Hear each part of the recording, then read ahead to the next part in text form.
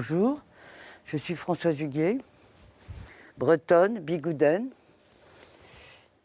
et photographe. Et j'ai une exposition à l'heure actuelle au musée du Quai Branly.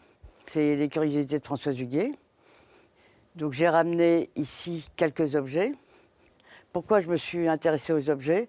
D'abord parce que je suis extrêmement curieuse et parce que ça me raconte une histoire. Ça me raconte une histoire. Par exemple, la soucoupe volante, elle me raconte l'histoire du Japon, parce que ça date de 78. Et les jouets étaient en métal, maintenant c'est tout en plastique. Donc c'est toute une période comme cette piscine. Elle existe encore, mais à mon avis, il y a moins de monde, surtout en ce moment.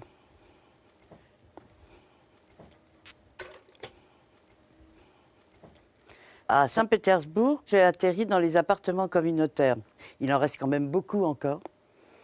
Et c'est des appartements qui étaient des appartements extraordinaires. Et les Russes appelaient ça à l'époque, c'était à la fin de Lénine, ils appelaient ça tasser le bourgeois. J'adore cette expression.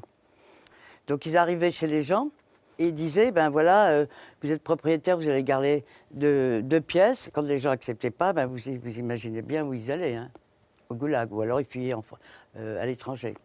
Et ça, alors ces deux petits personnages de la faïencerie de Lomonosov, qui est une faïencerie très connue à Saint-Pétersbourg. C'est magnifique, il y a un musée absolument extraordinaire.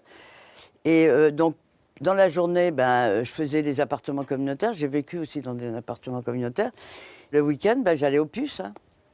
Donc, je trouvais ça. J'ai même trouvé un aspirateur en forme de Spoutnik. C'est génial.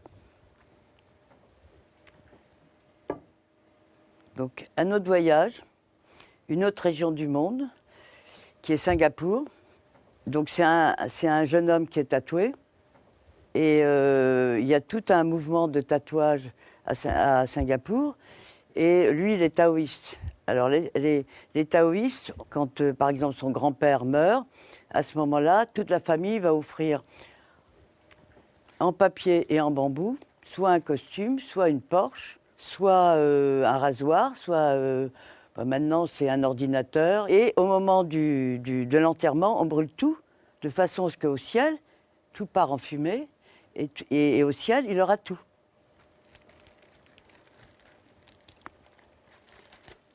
Alors, c'est une tradition qui se fait aussi en Malaisie et puis en Indonésie aussi.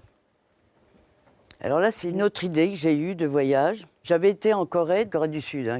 Alors là, tout d'un coup, dans la rue, je rencontre deux petites marquises, comme ça, avec un sac accordéon. Il se trouve que j'avais été au marché central, et puis j'étais tombée sur une boutique où ils vendaient...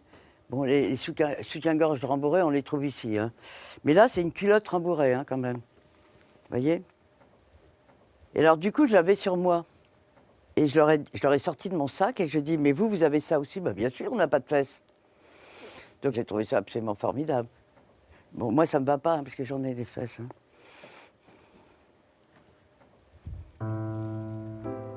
La curieuse, c'est moi.